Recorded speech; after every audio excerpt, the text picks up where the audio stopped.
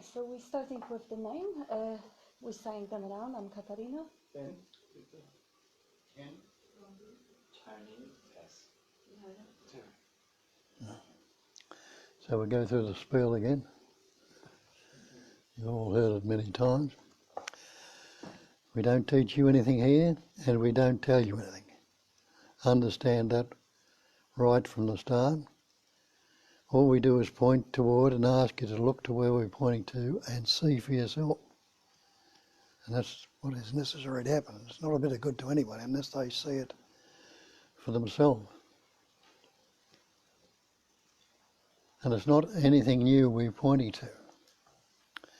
If you look in all the ancient texts, no matter what religion they come from, they all basically point to the one thing, the reality, the actuality, before they contaminate it and corrupt it with all their other stuff they put upon it. In Hinduism, for instance, they call it Advaita. Advaita translated means non-duality.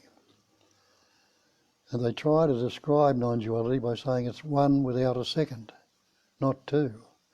Without one second, because even the idea of one implies there could be other than one. And they describe that as Sat, Chit, Ananda, Nama, Rupa.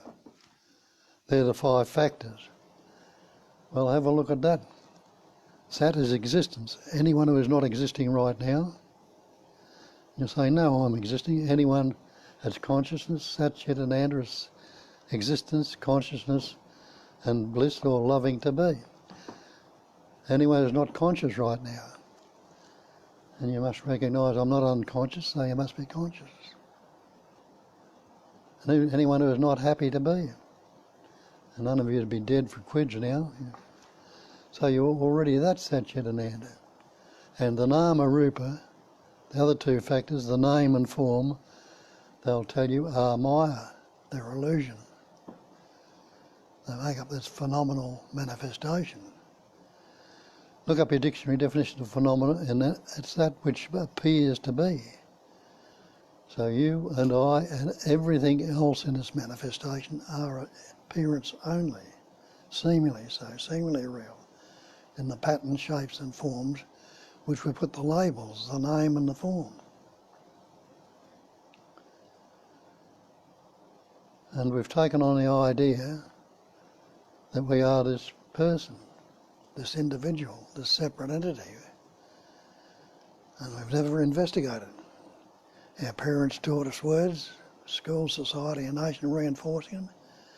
And we've taken on the belief and reinforced it ourselves that we are this separate entity. But where does that word person come from? Doesn't it come from persona, the mask? Pointing out we've got this conceptual image, a mask of concepts. We've taken ourselves to be. I'm Bob, an Australian, good fellow, not so good, a bad childhood.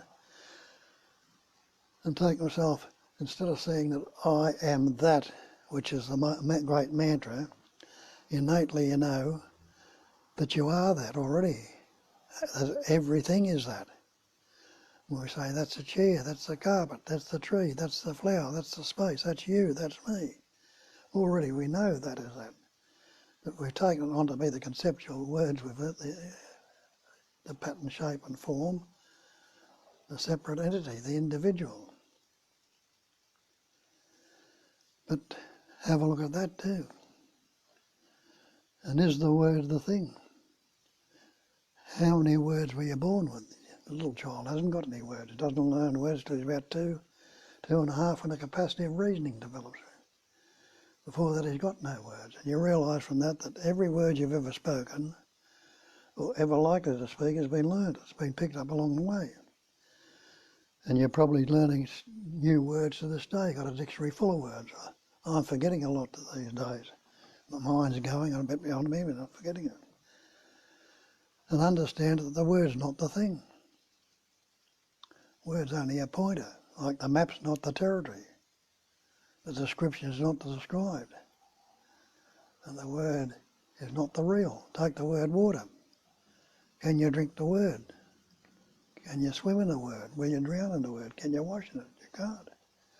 Does the word fire burn your mouth? Can you cook with it? Can you heat yourself? So what's this word I or me you've taken to believe yourself if you investigate it? We're translated as myself, a self. And we think, we've taken from that idea, there's belief there's a personal self. But there's no personal self whatsoever. They call it the Atman or the self, and it's one self. They'll tell you in Buddhism, they'll tell you it's self-shining, ever-fresh presence awareness. It's that self that shines, or the life is the life essence that shines and expresses through everything. And you are that self, but not a personal self. You never were a personal self, never will be or never could be. But we've taken on the belief we are that through the words and not questioning it, not investigating. And that's another thing we point out, that the false cannot stand up to investigation. We've got conceptual images on everything, and you know that too. How many things you've looked into, really looked into, and that you've believed in and seen through it, and you realise that the false cannot stand up to investigation. And this personal self, if you investigate that, it'll fall apart also. You'll realise there's nothing near it. It's a fiction. What we call the self-centre, the reference point, or the ego. There is no such thing as an ego. We've believed in it and taken it to be real and suffer accordingly because of that. And have a look at that word belief. Your dictionary definition of belief is an unquestioned acceptance of something in the absence of reason. It means we haven't looked at it, haven't reasoned it out. Acceptance of an alleged fact without positive knowledge or proof. If you investigate and put your beliefs to that state, into that statement and see if it's true, they'll fall apart.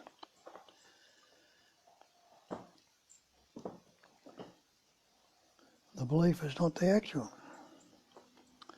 So we need to question and look at, are we this body-mind, or this person we believe ourselves to be? And you innately know you are not the body. Because don't you say my body? Don't you also say my house, my car, my coat, my shirt? You know you're not the coat, the car, the house or the shirt. Maybe you're not the body either. And when you investigate that and look into it, you'll see, what's this body made up of? You'll realise this body's made up of elements: air, earth, fire, water, space. If you think you're separate, separate yourself from those elements. Stop breathing. Take the air out of your body. See how long you can last without that air. Take the water out of your body. Your body's 80% water. See how long you'd last without that. Take the fire, the body temperature. You soon get hypothermia and die. So how can you say you are this body? And realise that when the body's made up of all these elements, try and separate yourself from those elements. You can't. Try and get off the earth. Live off the earth, you can't. Try and get out of space. You can't. So you're not separate from it all. What about this thing called mind? And that you'll say, my mind. But if you think you are the mind, show me. What do you call mind? What do you think mind is? Show me what this thing you call mind. And you realise there's no such thing as mind apart from thought. And if mind is thought, which particular thought would you be? And you believe yourself to be mind, you'd be a particular thought. And you realise that sense of presence, that knowing that you are, that translates through the pattern, through the thought pattern, as the thought I am. That is the primary thought. And if you were that thought, you'd be that. If you were the more thinking, you'd be that thought. And if you were that thought, you wouldn't give it up every night when you go to sleep like you give away this thought right now. Because you'd hang to it, you'd be frightened of losing it, but you don't. You gladly give it up every night willingly and happily when you go to sleep. So you must realise you're not that thought. And what is thought after all? When you see thought is just a vibrating pattern of energy. It vibrates into words, into concepts, into ideas and images. And Shakespeare told us that a few hundred years ago, when he said there's nothing either good or bad, but thinking makes it so. And the Sarkadata points to the very same thing when he says nothing can trouble you except in your own imagination. Break that word imagination down to imagine, imagine. And realise that's all we're doing. We're creating conceptual or mental images, taking the images to be real, energy belief has gone into them, and we've formed this conceptual image, this pattern, which we call our body-mind, which is just a vibrating pattern of energy. And the word is not the thing. Now, if you think you began with words, you realise you didn't have any words when you were born. And look at that statement in the Bible. You might see it in a different way. In the beginning was the Word. The Word was with God. The Word was God. That's all that God is, a word, a label. All things were made by Him, by the Word. There was nothing made that was made without the Word. It's all are vibrating patterns of energy, movements of energy, which form words. And you weren't born with any words. So have a look at that. And you realise, look at the mind, you can't see out of the body, what about this mind? And you realise all mind is concepts, words or ideas or images, which we've learned or picked up along the way at about 2.5, when the capacity of reasoning developed in it.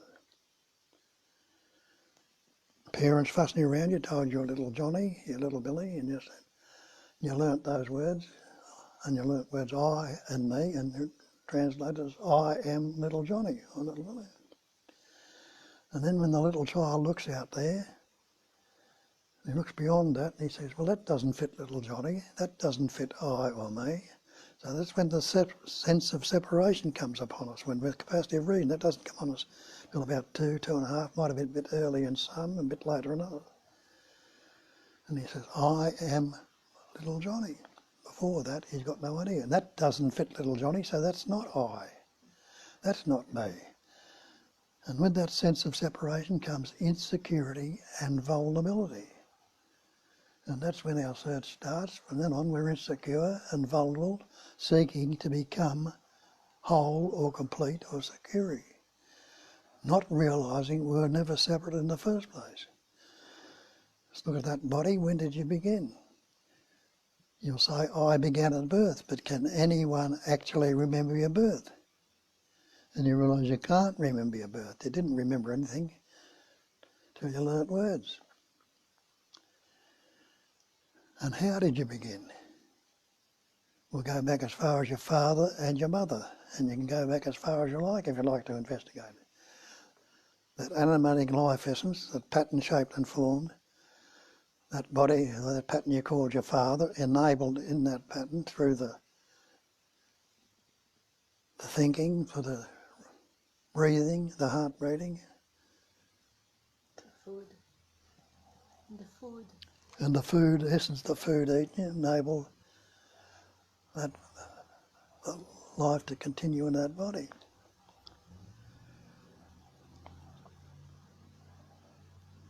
And it got the sperm to form, the microscopic particle. Yeah, from through the essence of the food you're eating and the breath, the prana, began, you learnt words, but before that, through that essence of the food, your father enabled in that pattern you call your father, a little microscopic particle called a sperm to form. You can't see it with your naked eye. But that sperm was suffused with intelligence. It knew what to do. That innate intelligence it's fashion shaped and formed into. The same look in the mother, that animating pattern, life essence that formed your mother. Enabled in that pattern another little microscopic particle called an egg or an ovum to form. And that ovum knew what to do. It's fastened itself to the wall of the uterus. That same intelligence energy knew what to do.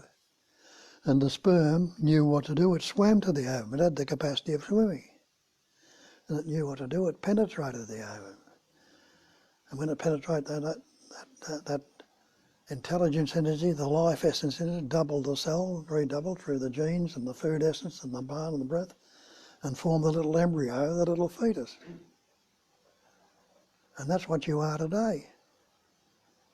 You mightn't realise that, but that's what you are today. And that's lived you and expressed and fashioned, shaped and formed as you to this moment, and continually doing so. But what were you doing it then, when you didn't have any words? You couldn't do anything. It was just fashioning, shaping, forming naturally, effortlessly, all by itself. When the capacity of reasoning developed, which is a useful capacity that you humans forms have, which other animals, birds, insects don't have that particular capacity developed to the extent we have. But they have other capacities developed that are more developed than what our capacity is. The capacity.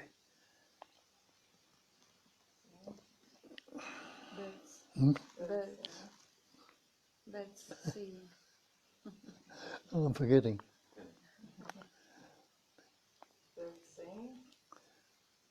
Yeah, the capacity of seeing, for a start. A bird has a capacity of seeing that's much more developed than what ours is.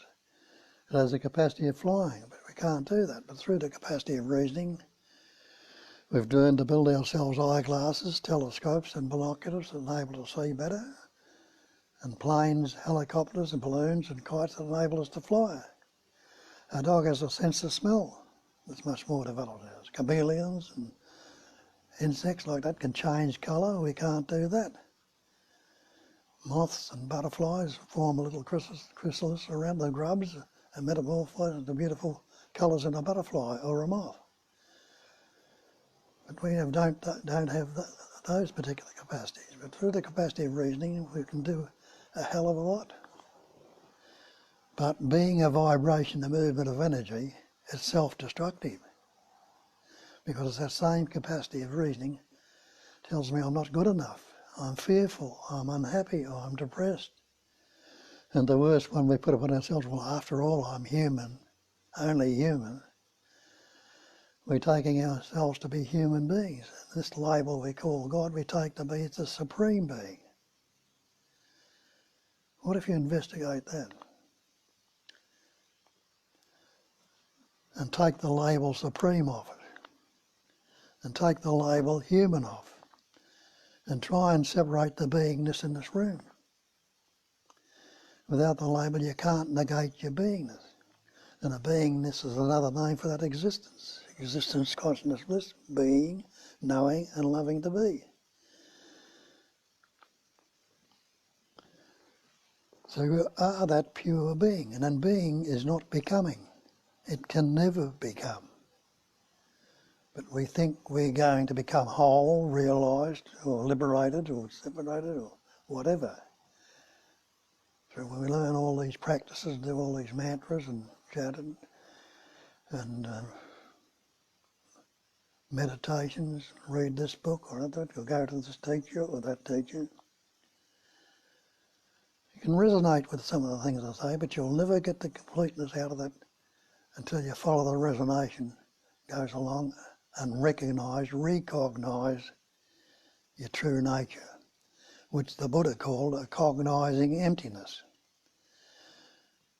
And we think that cognising emptiness, we think we are cognising or recognising the emptiness. But it's not. It's the emptiness itself. The intelligence energy that's in the emptiness is doing the cognising. And he made the statement then that emptiness, this cognising emptiness, is form. It's the cognising emptiness that's patterning, shape and forming all this manifestation. He turned around the other way and he said the form can be nothing other than the emptiness.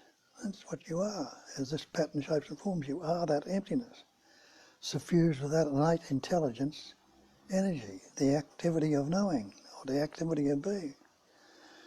But we've taken the pattern, shape and form to be real and lost sight of our true nature. Don't use the term God here because you can get confused with that term. Purely and simply we come from different backgrounds.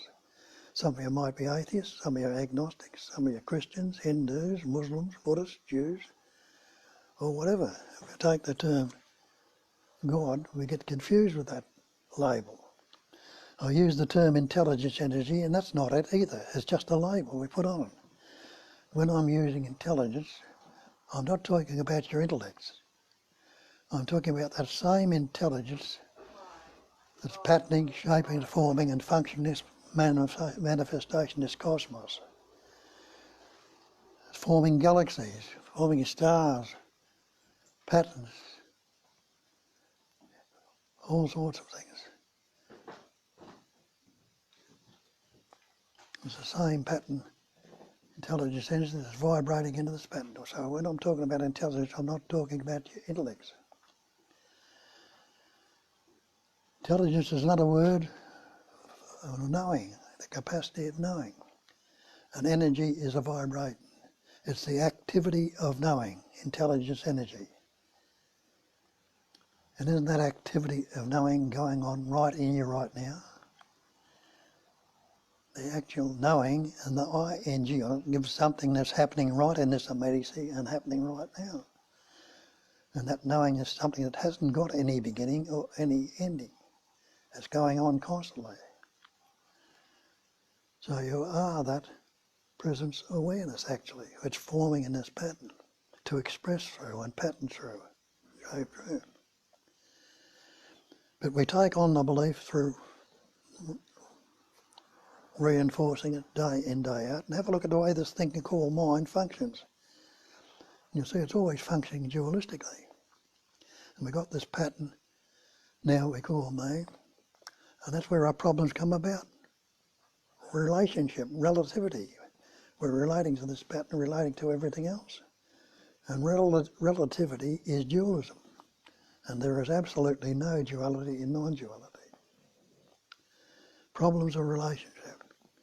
And you can't do much with that I or me, that egoic image we've formed. So we add onto it events, experiences and conditioning. What can you do with I or me? Nothing until you add on I and Bob. I'm an Australian, or a good boy, or had a bad childhood, or whatever. Events and conditioning added onto it and form a conceptual image of what I believe myself to be. And that conceptual image becomes the reference point, the self-centre or the ego. Everything is related to that self-centre or ego. So our problems are problems of relationship. And have a look at that and see it so.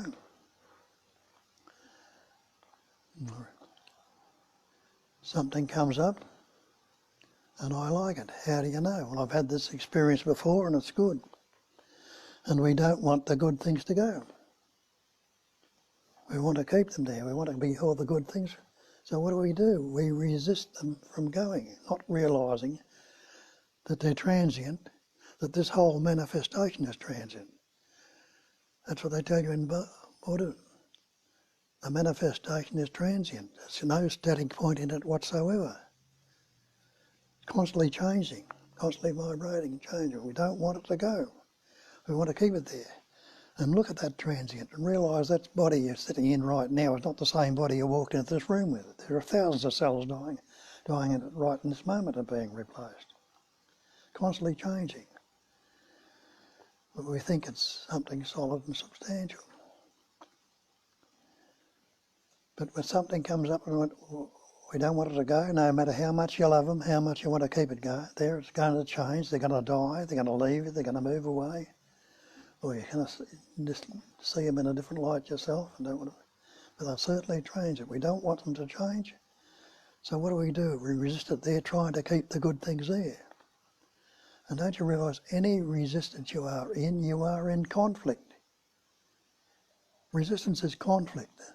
And with that conflict comes anxiousness, fear, depression, guilt, shame, all these things that come up about that conflict. And conflict is disease. The anxiousness, the fear, and the unhappiness, depression are disease, uneasiness. So resistance, conflict and disease is going on with it. Something comes up and I don't like it. Oh, I don't want this state, I don't like this. So what do? I resist it, try to force it out. Again, resistance, again conflict, and again disease. That's what our life is, constantly radiating around us. It's resistance, conflict and disease. And it doesn't have to be that way. That's where all the psychological suffering comes about from. That fear, anxiety, the stress, the guilt, the shame. All this psychological suffering happening to the believed in conceptual image, me. So you see, from that me is the cause of all my problems. The belief in this me is the cause of all my problems. And the effects are the anxiety, the fear, the depression, the guilt. Isn't that what so-called karma is? Cause and effect. But what happens if I ask myself the simple question, can there be an effect if I'm not relating to a cause? Well, you don't have to be a road scholar to work that out. I'm not relating to any cause. What can the effect be? Everything just becomes what is. What is means it's unaltered, unmodified, uncorrect. No preference, no partiality, no comparison. They say leave everything as it is without trying to modify it, correct it. So me is the cause of all my problems. As I say, we've got all these conceptual images which we've taken on board and never looked at them. And look at some of them. Some of the analogies they point to it directly. Go down to the ocean, I'll ask you to get me a bucket of blue water out of the sea. What will you say to me? Just don't be ridiculous. Because you've investigated. And you know the water's not blue. But it appears to be blue. Turn away from it. You know, pull a bucket of water out of the sea, it's not blue. Turn away from it, it appears to be blue. The same with the blue sky. Seems to be a blue canopy over us there. Go up in a plane 30,000 feet, where's the blueness? It's not there at all. It's always further out. So the water in a mirage, blueness, water in a mirage, you look to see there's a piece of water on it, a pool of water on the road, drive up to it, it disappears. So all these many minutes, the snake and the rope they talk about, you know, all conceptual image. When you investigate them, they're not true. And the energy of belief goes into them if we don't question them, it makes it seem they're real. So I've got this ego coming up, and everything's relative to this ego, and causing all my anxieties, my fears, my depressions, and then happiness comes up here and there. We get glimpses of it throughout our life. I use the analogy of the sun, that's a good one to point it out. You go outside on a cloudy day, would you say the sun's not in the sky? No, you know the sun's in the sky, you don't see it, but you've investigated and you know for certain that the sun never leaves the sky. But it appears to be obscuring the sun. But investigate that. When you investigate and ask yourself what forms the sun, what forms the cloud, you realise the sun itself forms the cloud. Now the vastness of the sun is so great it doesn't know anything about a cloud. Wouldn't know anything at all about it. But yet, through its radiance, through the heat of the sun, what does it do? It evaporates water. The water rises from the ocean or wherever it rises from and condenses, cools down and forms a cloud which obscures the sun. And the sun continues to shine, and again its radiance can cool down to something, and it'll evaporate, it'll condense that water, it'll come down as rain, as ice or snow, you know, water, ice, rain, ice and snow, it condenses, all the same thing, H2O. So many different pattern shapes and forms which we've divided up into different words, concepts. So I've got this me. Everything becomes relative. Something comes up and I like it. Something comes up and I don't like it. I resist it. All that's going on all the time. So wouldn't it be imperative to see and have a look and see if this ego, which we believe to be real, is true or not? We ask you to look along these lines and see for yourself. Everybody is seeing right now. Everybody is hearing right now. Isn't that a fact? Well, ask yourself that. Does my eye tell me I see? And I realise that my eye doesn't say, look at this, Bob. Look at that. This is good. This is bad. The seeing is happening through the eye. It's the instrument with the seeing's happening, but it's translated by the thought, I see.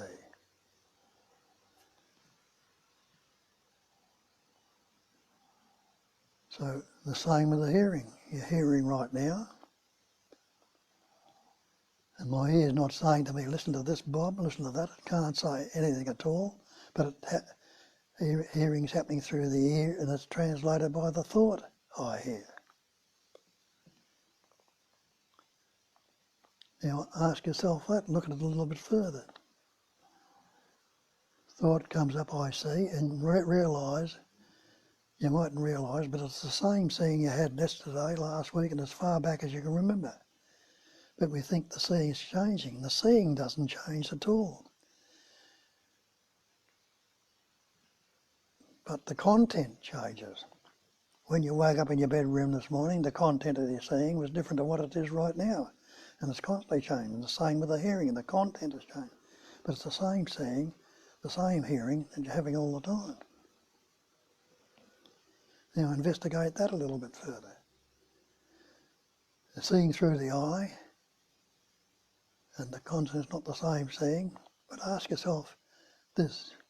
My eye doesn't tell me I see, seeing through the eye and eyes, but can the thought that's translating it, not a pure thought anymore, it's a conceptual image, can the thought that's translated, can the thought I see actually see? And shut your eyes, look around the room and see for yourself whether you can see with your eyes closed what you're thinking about, or the things in the room. Can you see the things in the room with a thought? You can't. So you realise that the thought I see, you can't see. The same with the hearing. Can the thought I hear actually hear? So you realise that the thought I see can't see.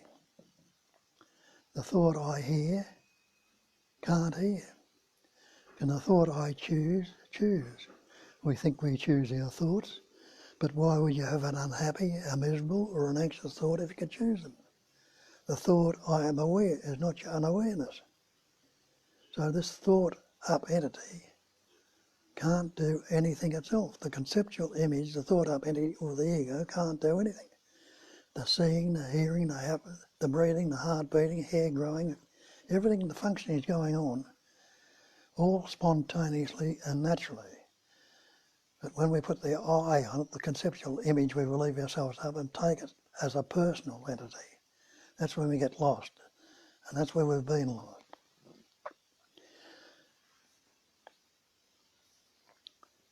Now, you think you're going to find the answer in the mind through all these meditations and all this work, but you won't find the answer in the mind. They tell you that in the scriptures too, because they tell you that the answer is when the mind is not.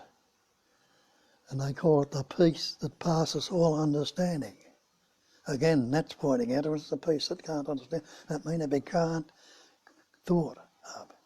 Can't be grasped with the thought. The peace can't be grasped with the thought. The peace is always naturally there. It's a basic screen on which everything appears.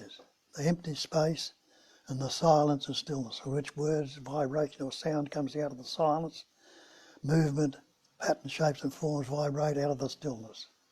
Yeah. So you are that space-like awareness, which can't, but the entity can't see, can't hear, can't be aware, can't do anything at all. It's a total fiction. That's what we ask you to look into and see for yourself. You'll never get a peace of mind. The answer is when the peace of mind, and you've been looking in your mind all these years on your search, meditating, doing this, doing this.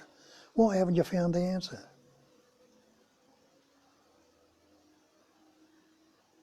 And it might just dawn on you, well, maybe I've been looking in the wrong direction. I've been looking in the mind all these times trying to work it out with this meditation, this book, this satsang, or hearing this or hearing that. I've never found the answer. What way is there, if the answer's not in the mind, what way is there outside of the mind? And you realise every way you look will always be in the mind, always. And the only way out of the mind is full stop. And if you ask yourself a simple question, what's wrong with right now if I don't think about it? To do that, a thought needs to pause, or you need to see beyond the thought ring. What can you say without a thought? Can you say it's good? Can you say it's bad? Can you say it's pleasant, painful, happy, sad? You can't say anything at all about a thought. But have you stopped breathing without the thought? Has your heart stopped beating? Has your hair and your fingernails stopped growing? Has your food stopped being digested? The functioning is going on, but you can go quite well without the thought, without the feelings, without the emotions.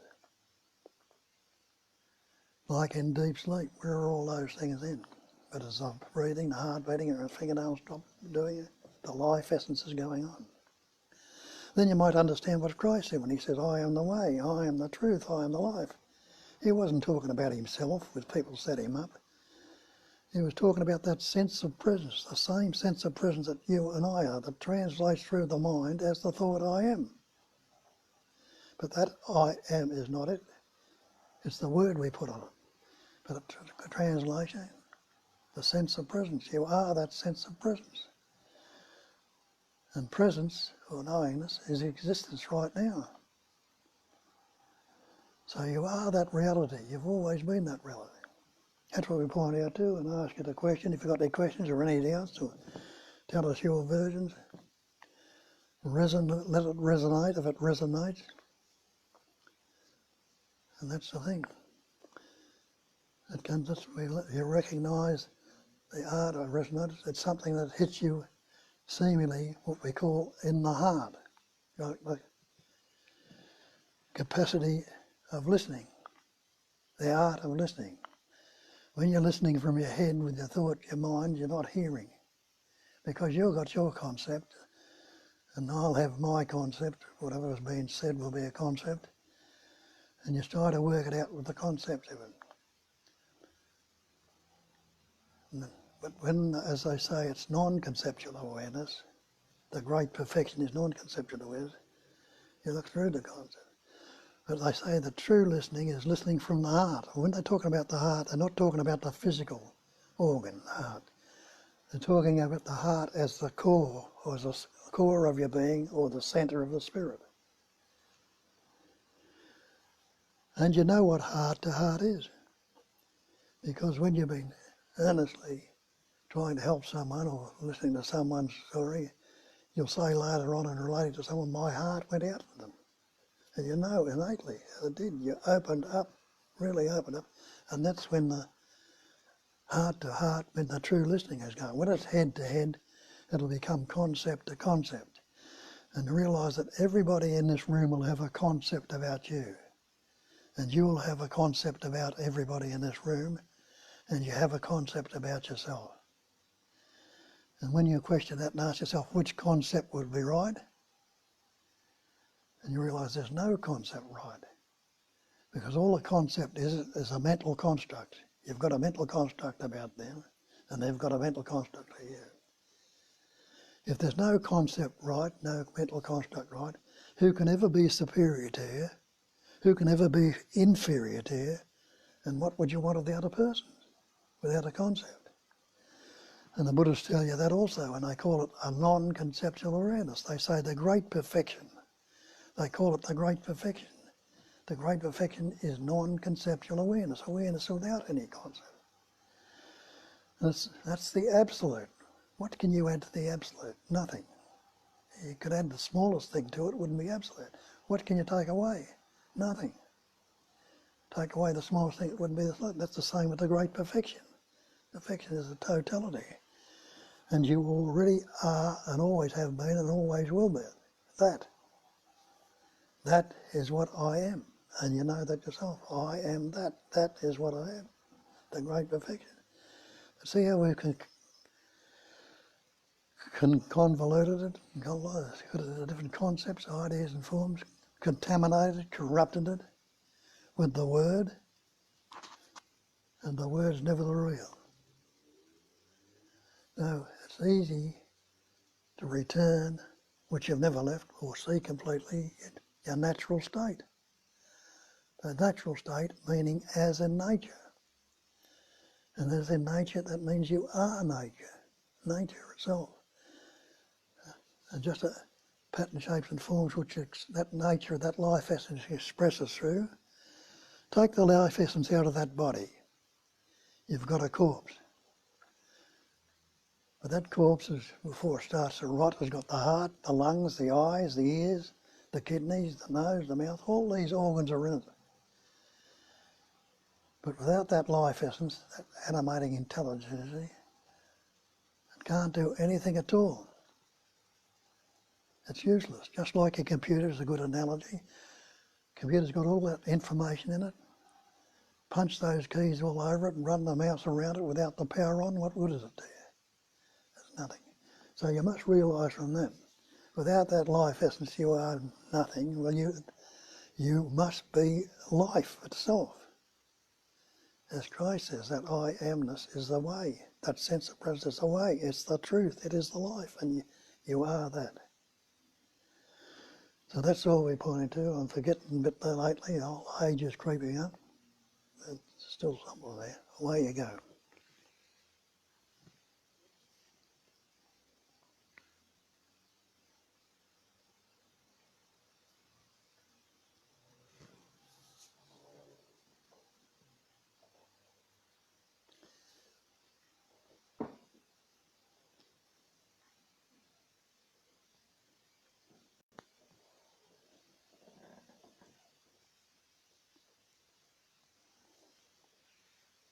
Yeah.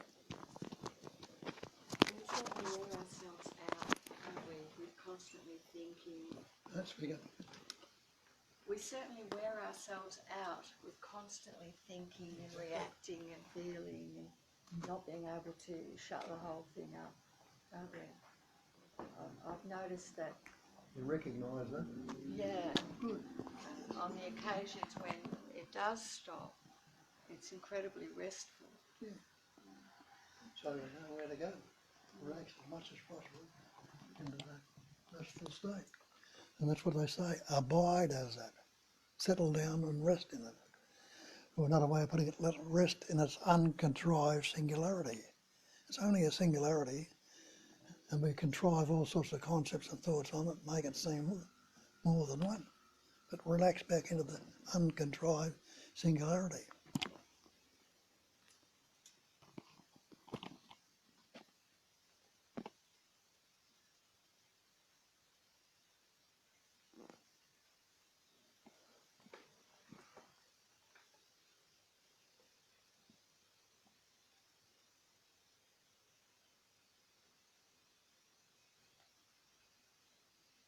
There's a comment from someone who's watching us.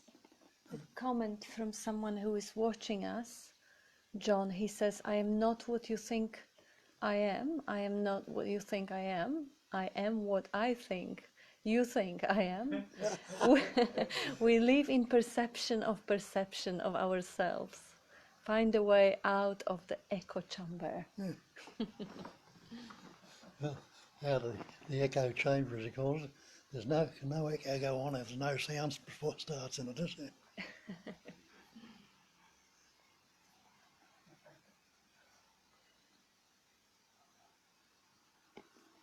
So, Bob, do you feel that mantra japa, meditation, and other traditional spiritual practices are not of much use?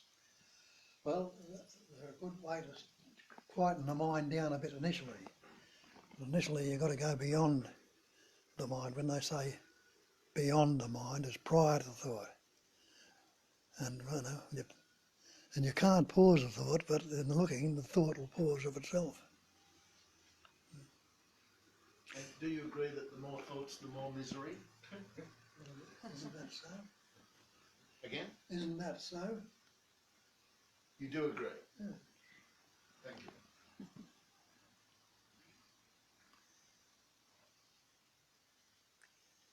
Yes, the mind never ceases, for instance, and it keeps going on more and more and ever. And that's all that happens. The thought seemingly continues. Go to sleep at night and you dream. In that dream, your body's doing all sorts of things and all sorts of activities have taken place and thoughts of feelings, emotion, everything going on. When you wake up in the morning, what happens to it? It all disappears. And you might remember part of it, but not for very long.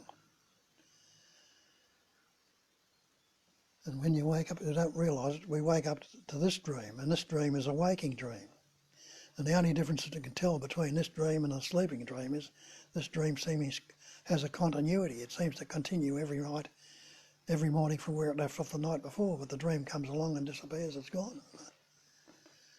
And how does it continue? Always in thoughts, feelings, emotions.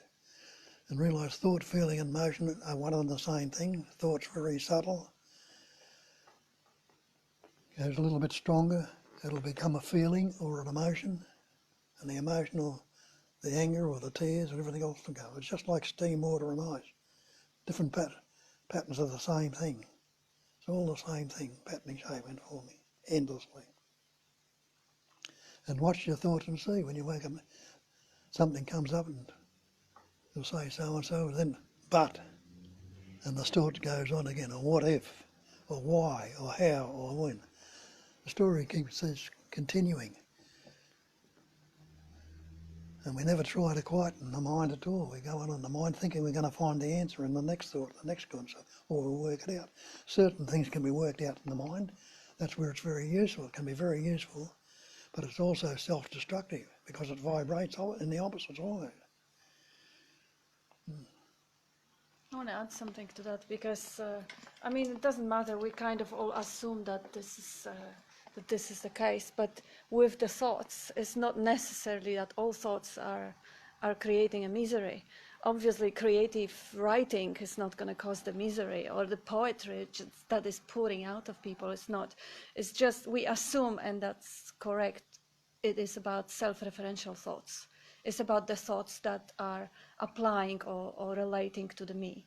So if someone didn't investigate and they assume there is a little human or little dwarf there pulling the strings and being responsible and controlling the world and not doing a good job, then the thoughts will be self-referential. I am this, or what they think about me, or all that self-obsession that comes about from assuming that there is a self-center. So those thoughts, the more of them, the more of those thoughts, the more of suffering, obviously. But there are thoughts that don't cause the suffering. They could even potentially be self-referential thoughts that are not taken seriously, that are laughed at. They won't be causing any suffering. And any sort of thoughts that are coming, even as a commentary, which is completely unnecessary, but if it's not taken personally or resisted, it's not a problem. The problem is only when it is related and when it is resisted.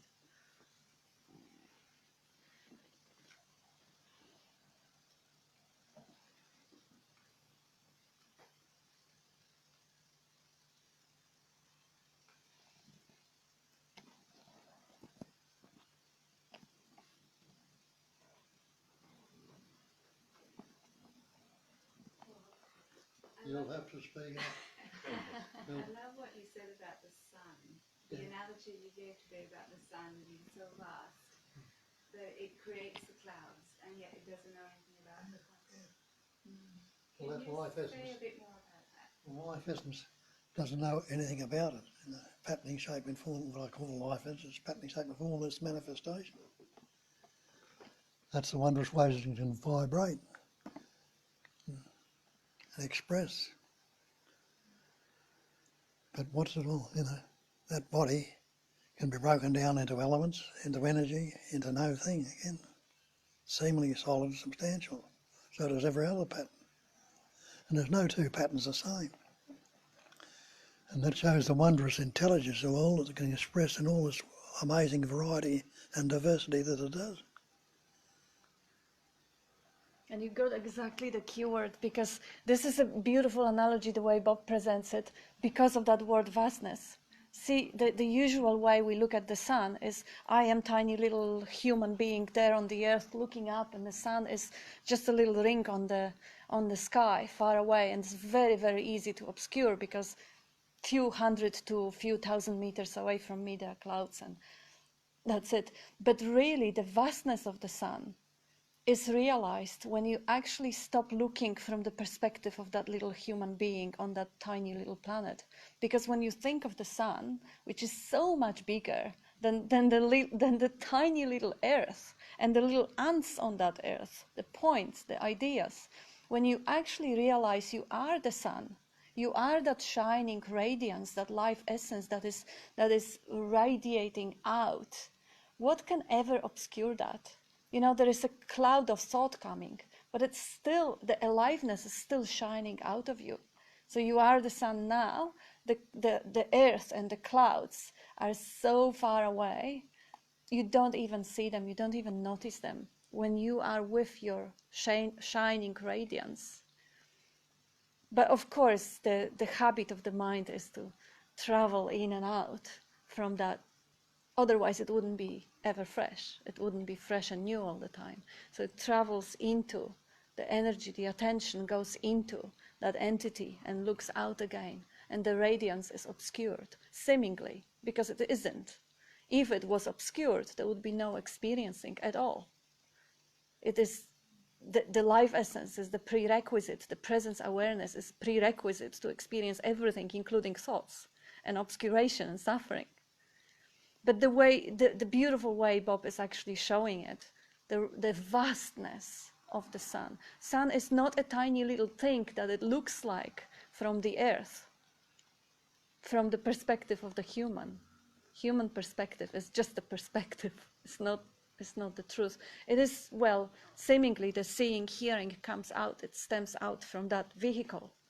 The same way like the computer has the camera, it stems from that direction, that vehicle. But knowing the truth, that it is just a vehicle, it's just a radio station or transmitter, receiver, or whatever the analogy, it's not who you are. It is your lookout, it is your little camera. The radiance that emanates from it is much greater than the sun itself. Yeah. That life essence, the light. Energy is light. It's like I could say, I am the light of the world. You can say the same thing. It's that energy of light, which is the life. In him was light, and the life was the light of men. Yeah. You are that.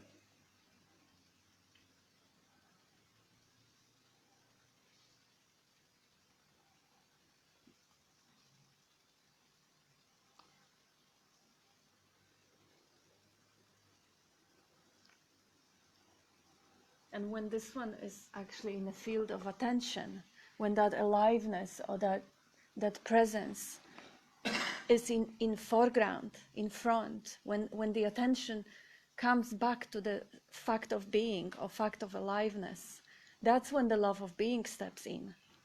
Because otherwise, like Bob is mentioning today, you didn't say the Satchitananda word, but being, knowing, loving to be. It is yeah, it's just the word. You explain. You explain the being. Yeah, explain the being. You explain the consciousness or the awareness part of the being, and the loving to be part is usually the one that is the most problematic one. The loving to be shines forth when the awareness of presence is not distracted or obscured by the clouds. Is when the attention is unfixated.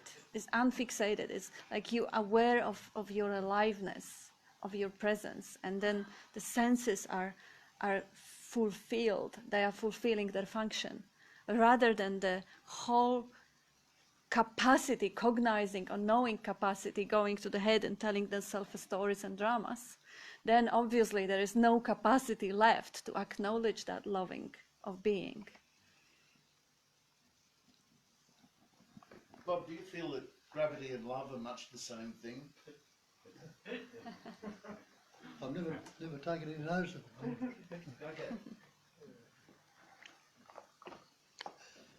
Yes, well, love's, you pull towards love, aren't you? And you recognise love in yourself. So they probably would be. Cheers. It's an interesting concept. Because you're either attracted or repelled. So when you're attracted, that's gravity, I guess. And it's all the same thing anyway. Everything is the one same thing. Only different patterns, shapes and forms. And being repelled is also is being gravitating towards the opposite. Or, not resisting something is caring, loving for that limited self. When you realize yourself not to be a limited self, then resistance is not necessary anymore. But it's still love. Everything can translate back to love. I heard nice definition of love that from the physicist, that love is a tendency of the consciousness to lower the entropy, because generally physicists believe that the world is random and is kind of going more and more random, and the consciousness is going more and more complex and organized. So that is just just another concept.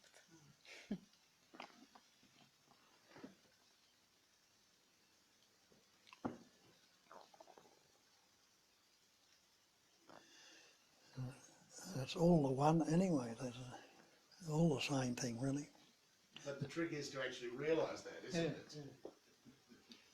Yeah, I'll use the term, there's no two-ended stick.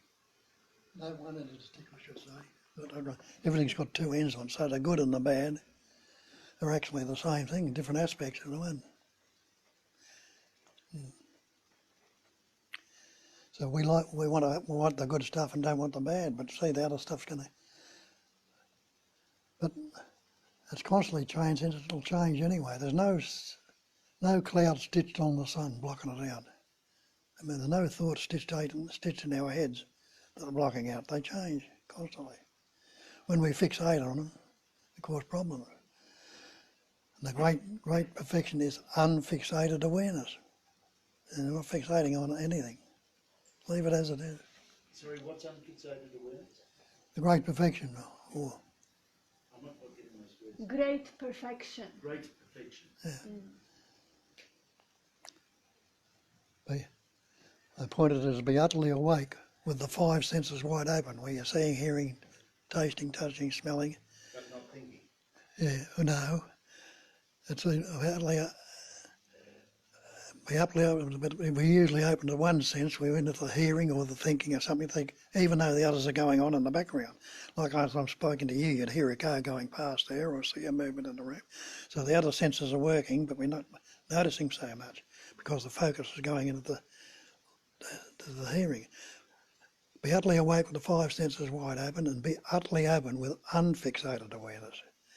Where you're not fixating on one to the exclusion of all others, then you're totally living. While we're living from the one all the time, which we usually are, or not from the me, we're not keeping up with life. When you're open to everything, you can switch to whatever it is in the moment. Put your energy in, the energy will go in, and you won't put the energy, but the energy will naturally go there.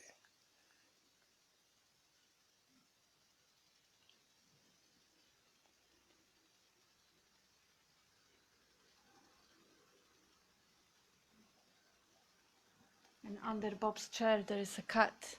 He is the greatest master to actually demonstrate how it is to live with unfixated awareness. He's constantly open, he's alert, so whatever attracts the attention, he will naturally follow. There is no contriving anywhere by translating or relating to the self, because as far as we know, they don't have this default mode network in the head that creates the narrative self and comments on everything and interprets everything as relevant to me. So they function completely naturally. The cats, one is under the chair, another one's roaming somewhere also.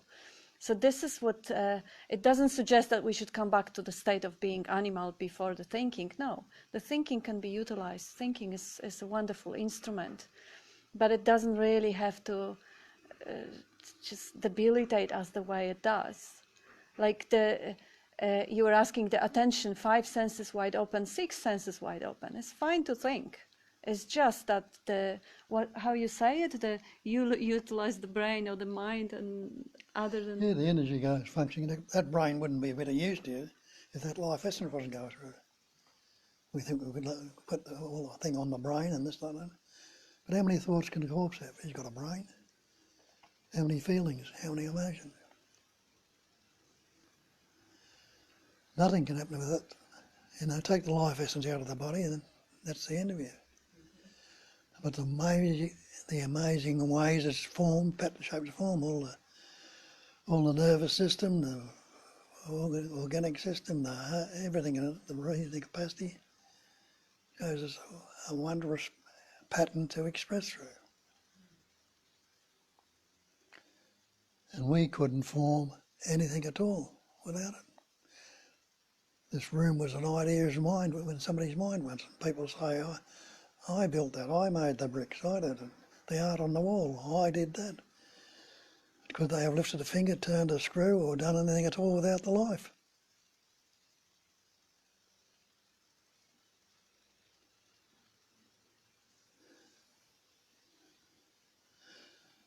So it's the absolute that you are is functioning, expressing through you.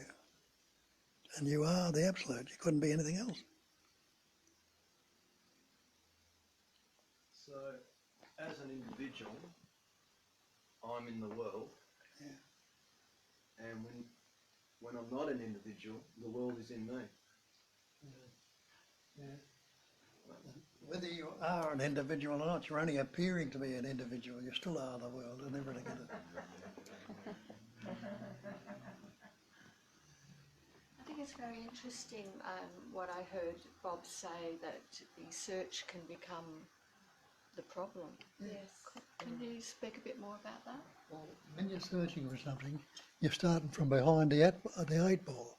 You start with a belief in me that's going to become realised or liberated or whatever they like to call it, whole, you know, enlightened or whatever. But there's no becoming in being. Becoming implies a future time. When you look at the concept of time, you'll see that's a fiction also. Is there a past if you don't think about it? Without a thought, you can't say there's a past or a future. But you'll say, oh, I was in the past. I'll say to you, well, try and live yesterday. Try and live a moment ago. You can't. Try and live tomorrow or when you leave here. You can't. The actuality is always in this omnipresence, total presence, right now, right here. And it's a spontaneous emanation. When does now begin? Try and grab it, you'll say it's beginning right now. When does it end? As it's beginning, it's already ending. So it's got no duration. That's all time is duration. But there's no duration. So it's only seemingly so. It appears to be duration, but it's spontaneous. Ever fresh, ever new.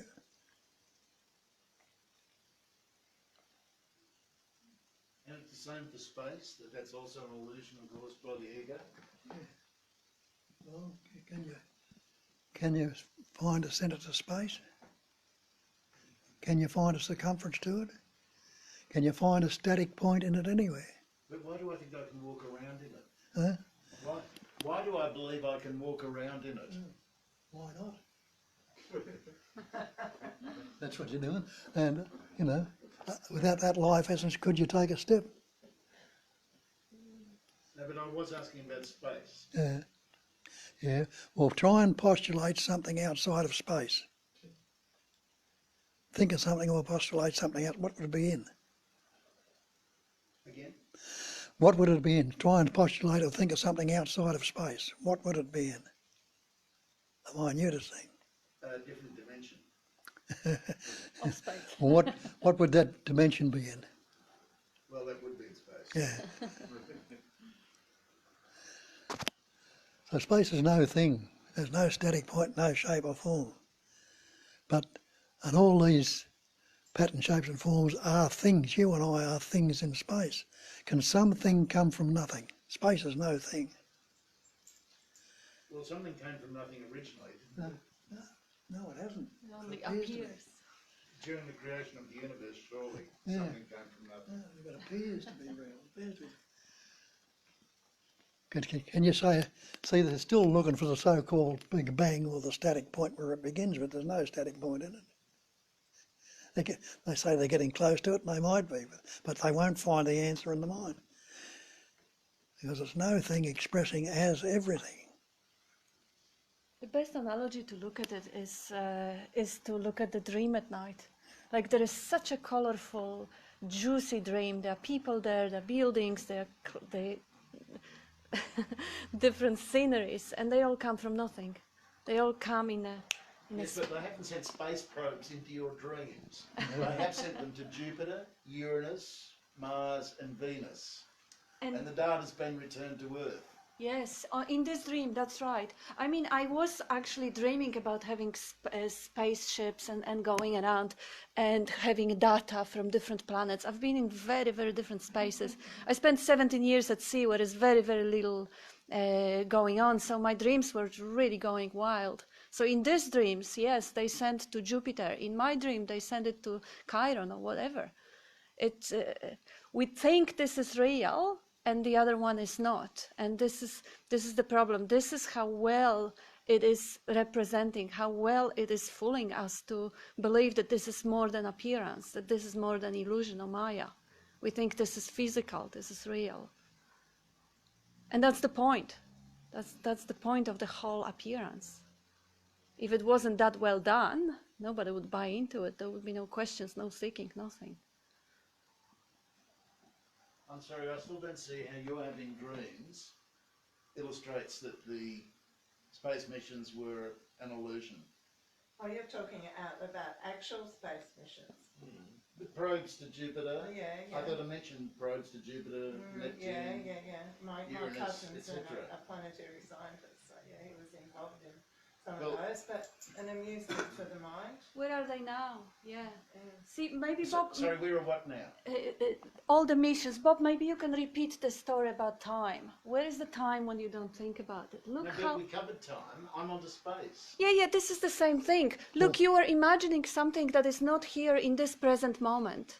And you believe it into existence together with 7 billion other people. It sounds outrageous, but take that possibility into account. But I did come to hear Bob's views. Okay. Can you say it? Well, as I said, where does space begin? Can you grab space? Can you say it's real?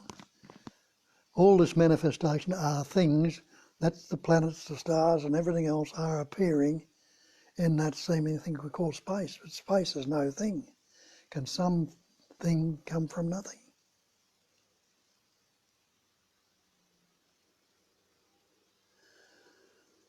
Space probe is a thing. So you're saying if I smash my foot into this lamp and blood comes in and stains your carpet, none of that really happened? Not actually, but it appears to. It'll appear to be so. It'll appear, you'll feel pain and anxiety and all the rest of it. And so will you use imaginary carpet cleaner to get the blood out? Wish I could, because where my pressure cooker exploded the other day, and there's food all over the place. I'd like to get a space cleaner to clean it up. Was that catastrophe imaginary as well? It appears to be real, just the same as it appears to be real. It's all appearance only. And as Nisargadatta pointed, realise you are dreaming a dream you call the world, and stop looking for ways out. The dream is not your concern. Your concern and my concern is, everybody's concern is, we love one part of the dream and not the other. He says either love all of it or none of it, don't separate it, and the rest will be taken care of. It'll work itself out naturally, of itself, as it does. Nature's working out itself quite well. No doubt the world is functioning as it should. They said that in the Desiderata a few hundred years ago when they wrote it. Yeah. No doubt the world's functioning as it should. Tsunamis come, ice ages come, and us, less than grains of sand on this manifestation, are going to change the world.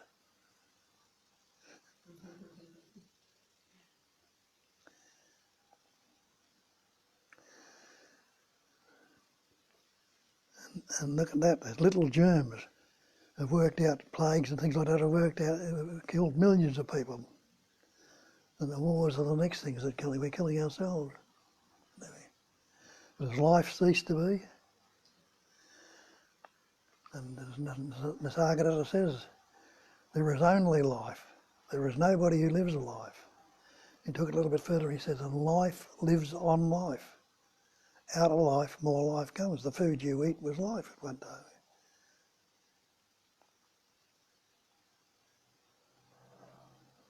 You ever reminisce about your days with Nisargata? Very rarely. Think about how. A lot of other things I've forgotten too before that, you know. But where it was great importance once is just as it is.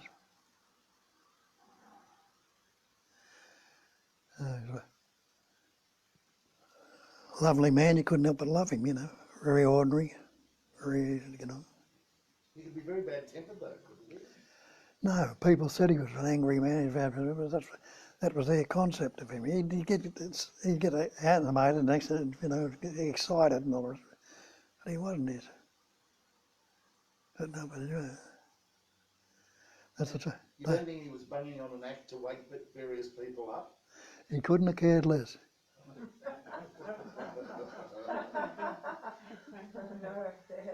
But he must have cared to some extent, surely, to open his home all the time. Well, just the same as here. When I came back from India and I started talking, people said, did the Snagata tell you to talk? Because that was the big thing, all the guru's got to teach you. I said no, and if he told me not to talk, he couldn't have stopped it. And it was the same with him. He couldn't have stopped it. It comes out of you, the same as it'll come out of you, spontaneously and naturally. He said he fired a lot of arrows at you.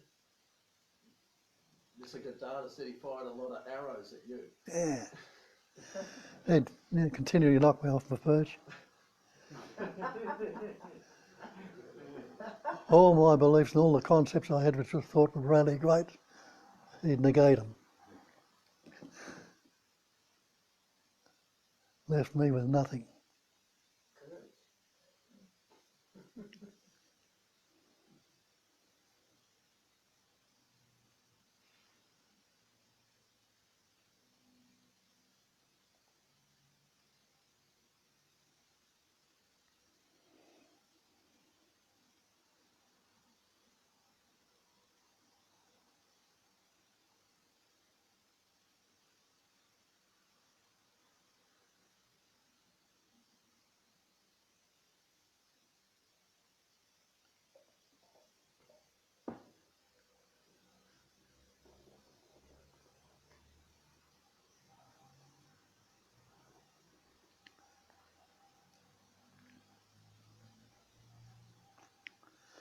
Another thing he said was, when I know that I am nothing, that is wisdom.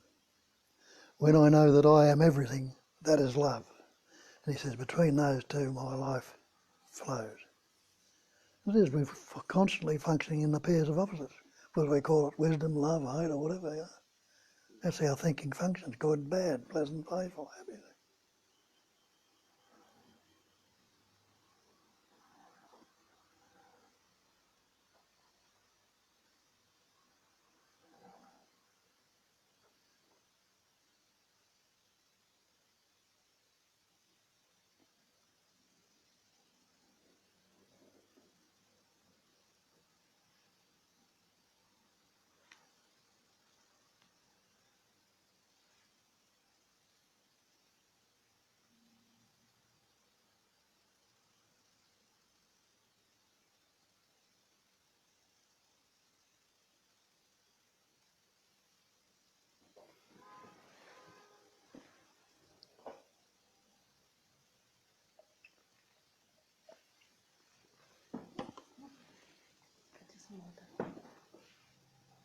No more. So, Bob, you would say that thinking is always there. It always comes and goes. Just not to cling to any of it. Yeah. See, thinking, the functioning is seeing, hearing, tasting, touching, thinking, smelling. The ing on it if it's something that's happening in this immediacy, not was happening or will happen, the thinking right now. Thinking's happening. What's your next thought going to be? You don't know. Thoughts arise. Then you say, I think. As soon as you say, I think, you formed a subject, a thinker. Me, Bob, now the thinker.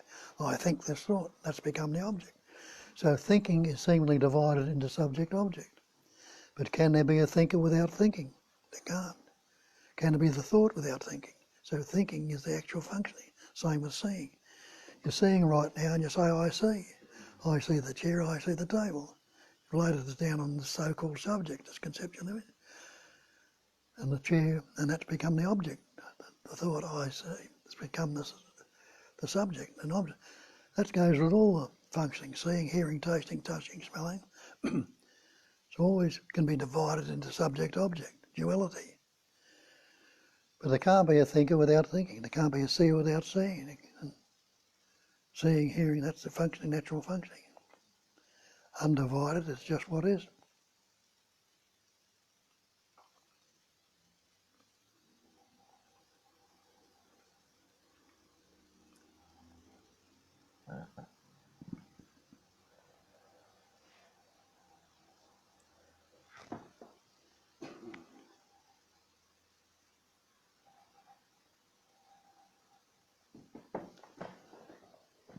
It seems to me like we can easily get lost in philosophizing, and what I really appreciate about Bob's teaching is that you keep bringing us back to being here now. Yes. Yes, as I say, the stories go on and on and on, but whatever. Were you ever a smoker? Yes, I was. Hmm? Yes. What did you do with your butts? Oh, put them in an ashtray if they were going around. Threw them out. When you throw all the butts out, or whatever said the word, yeah. There is a question about the sixth sense. Someone's asking about this. What about the sixth sense? It's there, the same as every other sense. I just said, Yes, the thing that, people sometimes use the idea of sixth sense as some sort of a para-psychological sense. We use it the way Buddhism uses it. Seeing, hearing, tasting, touching, smelling and thinking. it's the intuitive functioning. The thinking in Buddhism is considered sixth sense. Is it? Yeah. And there is also someone asking about the process of enlightenment, if you can say something more. As if it was a process. There's no such thing as enlightenment. They tell you in the scriptures that it's ignorance. They call it ignorance. Not that we're dull or stupid, it just means simply that we're ignoring our true nature and focusing on the conceptual belief we've taken on. Enlightenment means you're just unloading. If we unload some of the crap we've believed in, you'll be a lot lighter.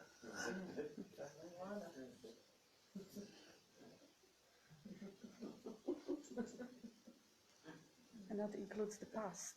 Yeah. Whatever happened a moment ago. See again how we struggle to try and get out of something we're never in. We've only believed it, taken on the belief. We struggle, I can't do that, or I can't see that, that's something beyond me, or that. Well, I tell you straight now, you are the absolute. There is only the absolute. And absolute includes every possible thing you can think of or not think of. Or the great perfection, is another way to put it.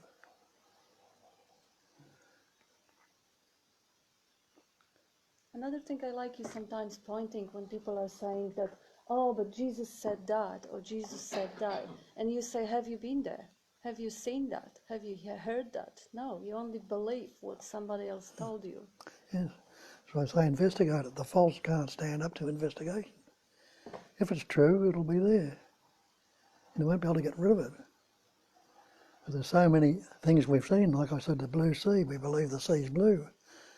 Who believes it today? Well, you look where the sea and the sky met the horizon, people say, don't go off the edge there, you'll fall off the edge of the earth. Who would believe that today? And who would believe that the probe could get to all these planets and things you were talking about before? No, but they're doing it. So when they question your beliefs, you know,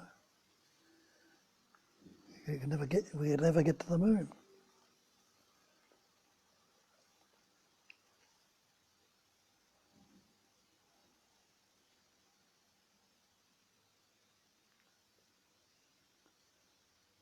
People believe that Earth is flat today. A lot of people believes that.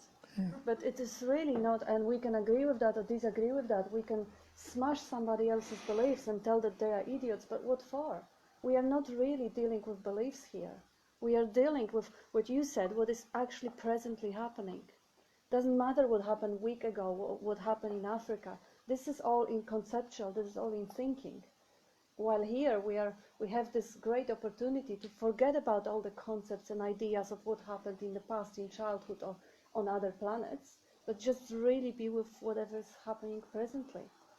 Be aware of the content of the space and of the awareness itself.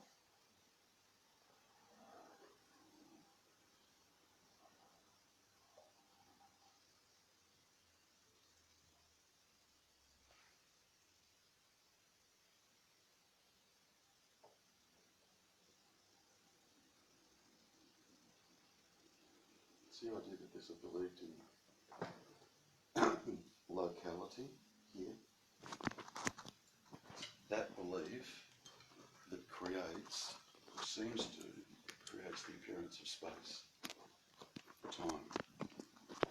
If there's absolutely no locality at all, no locality, can there be space or other?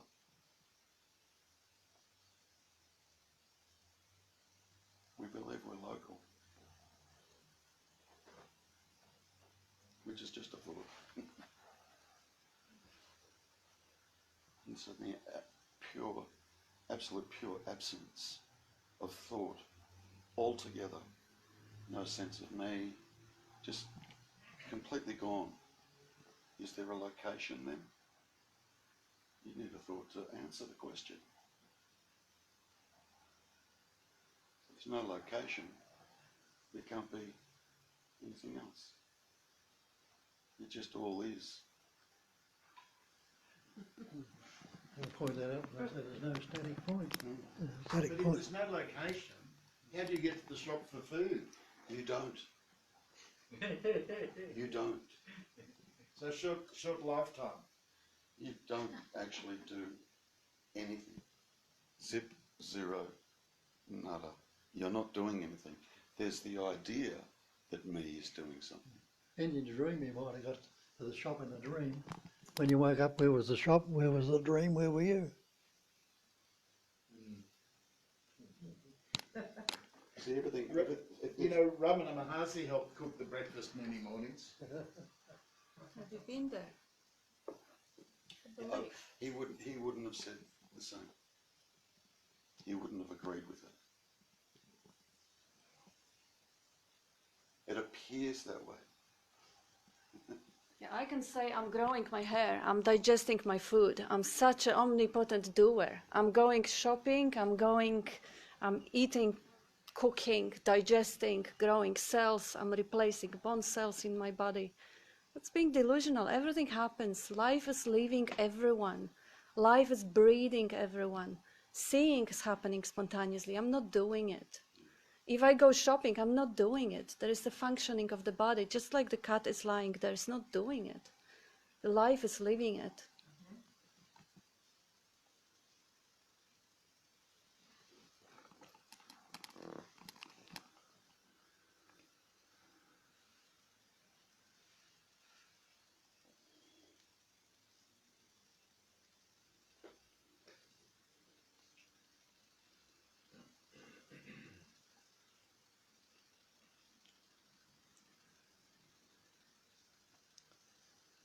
So Bob, do we stay until you kick us out, or is there some procedure for winding up? It's going to finish in a minute or two. Okay. When that no such thing as time comes. Could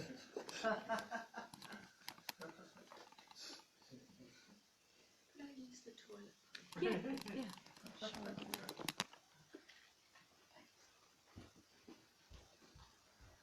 Sure.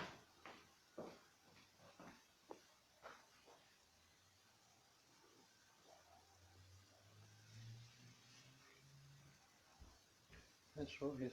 We say, need to question it yourself and look into it, because nobody's ever going to give it to you and nobody's going to tell you.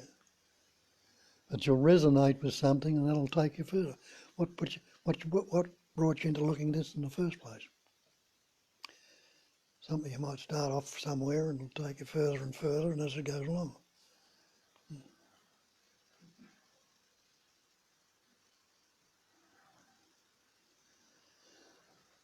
Insights come up, little insights, little. That's what that was.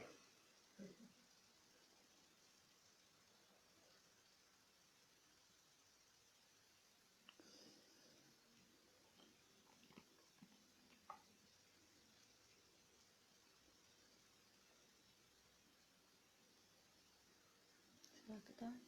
Hmm? About the time. Time. Time. Yeah. Time's caught up with us. Thanks, Bob. Thank you.